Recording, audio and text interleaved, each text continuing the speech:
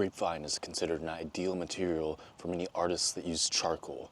This is Mustang grapevine. Let me show you how I make it into charcoal for drawing. You want to gather dead sections, which you can tell because they'll snap easily.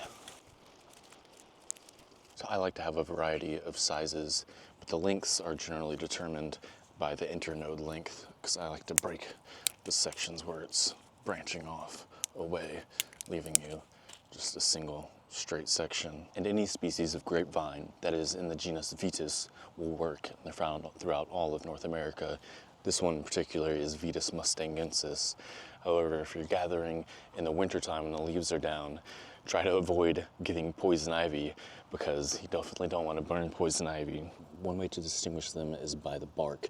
The grapevine has long fissures along its bark, a lot of long stripes straight down, parallel, whereas poison ivy has a lot of little bumps.